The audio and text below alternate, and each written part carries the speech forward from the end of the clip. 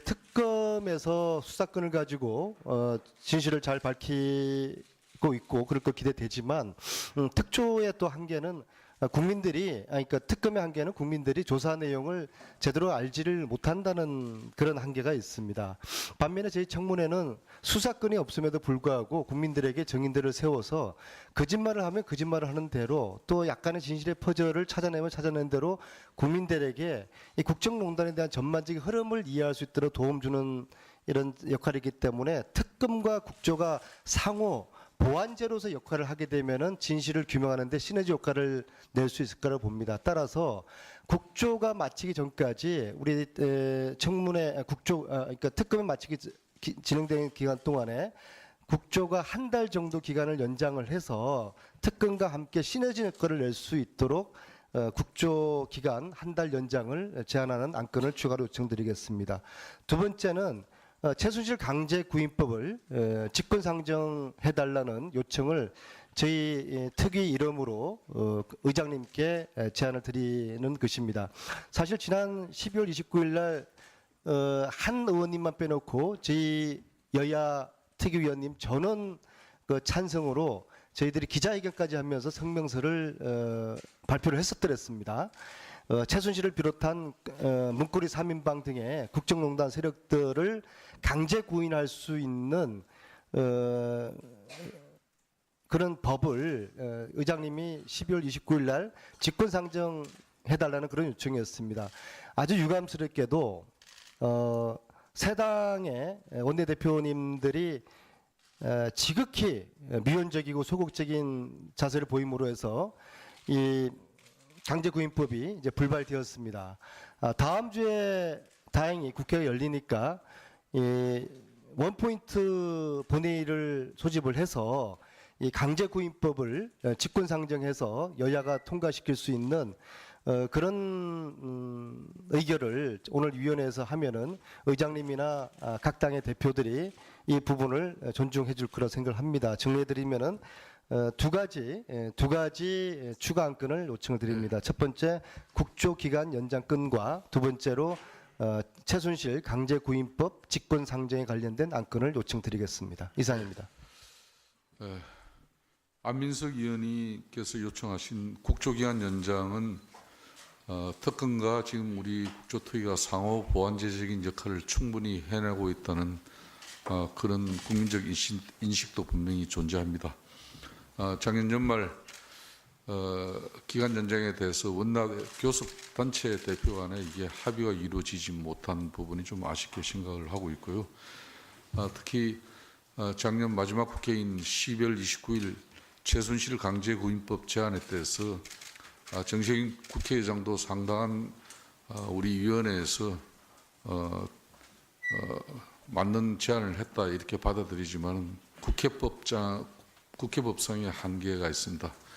교섭단체 간에 합의가 이루어져야 의장이 직권상정을 할 수 있는데 그 부분을 대단히 안타깝게 생각한다고 하시면서 앞으로 상임위에 이번 국조조사 특위를 치르면서 이런 특히 위정이라든지 정인 채택에 따른 불출석 증인들에 대한 이 처벌 강화하는 또 그렇게 함으로써 강제 구인권을 국정조사 기간 중에는 국회 경호관이 가질 수 있는 그런 부분이 빨리 소관 상임위에서 검토가 이루어져서 국회에서 처리될 수 있도록 의장께서도 특단의 노력을 다하겠다는 그런 답변이 저한테로 있었습니다.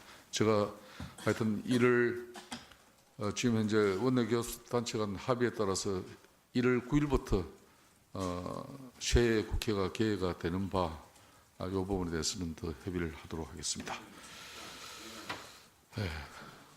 다음에 이제 의사진행반은 차례가 있습니다. 저 다음에 윤소아 의원님 하시고 그 다음에 손혜원 의원님 하시고 장정은. 지금 자리 정확히 좀 잡으세요. 어딘지, 연지, 양지, 정확히 좀. 하여튼 우리 김상태 위원장님을 비롯해서, 계속, 수고가 많으신 위원님들의 좀 건성, 그리고 더 철저한 국정조사 될 수 있도록 그런 한 해가 됐으면 좋겠습니다.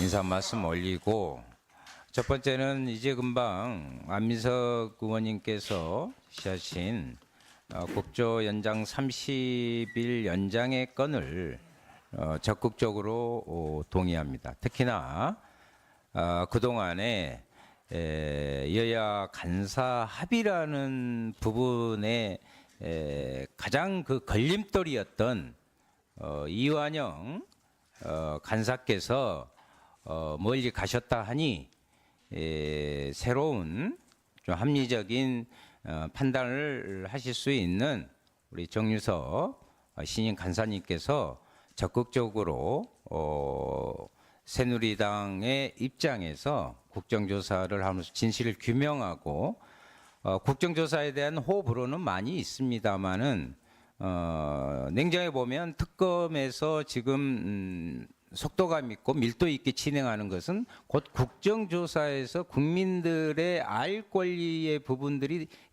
넓어졌고 또 거기서 의혹이 제기된 부분에서 특검의 이러한 수사의 방식과 내용이 되고 있다. 그런 점에 대단히 긍정적이지 않느냐. 아까 이야기했던 양날개론, 시너지 효과를 갖기 위해서는 그것을 다시 한번 요청드리고요.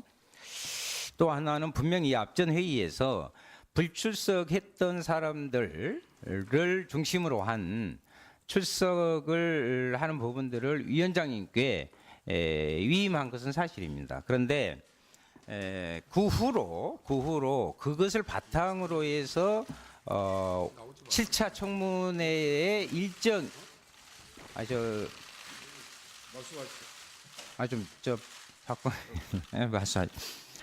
좀 들어주십시오.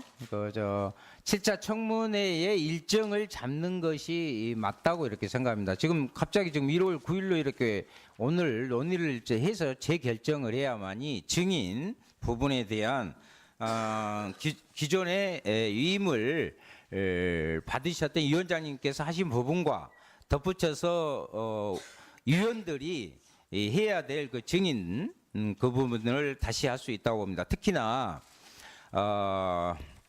정윤회 문건 유출 사건 무마 건 등을 봤을 때 비선 실세 인사 개입에 의한 언론 보도 통제를 계속적으로 저는 주장해 왔습니다. 그래서 고대영 KBS 사장, 이인호 KBS 이사장 이걸 증인 그리고 참고인으로 강동순 전 KBS 감사 김한균 언론노조 위원장을 추가로 오늘 회의에서 결정을 해주시길 바라고요. 또 하나는 청와대 현장 방문을 하는 것인지 안 하는 것인지 오늘 정확히 결정을 하고 차움병원도 예합전에 일정상 연기됐던 부분들을 해야 되고요. 또 하나는 지금 특검에서 고발을 해달라고 해서 우리가 고발 의결을 하는 것이 맞는 건지 예를 들면 특히나 김경숙 증인 그리고 서울구치소 소장은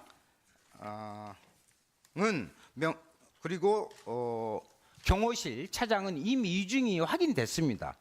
검찰에서도 확인했고 우리가 이 위증은 오히려 우리가 적극적으로 먼저 위증죄로 고발을 해야 되는 거고요.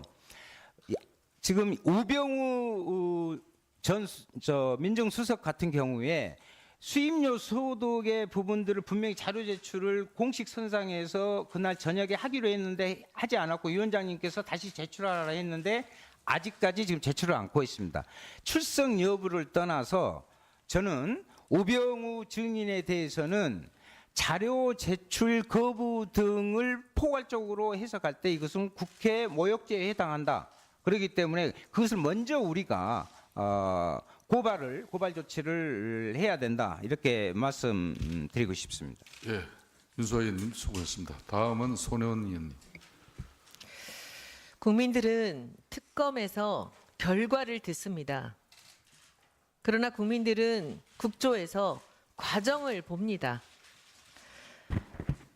시원하던 답답하던 국조에서 국민들은 증인들과 눈을 맞추며 그 과정을 보며 이 국정조사가 어떻게 돌아가는지 그 증인들이 어떻게 반응하는지 국회의원들은 또 어떤 식으로 이 질의를 하는지를 봅니다. 저는 안민석 의원님의 그 국조기간 연장 예, 동의합니다.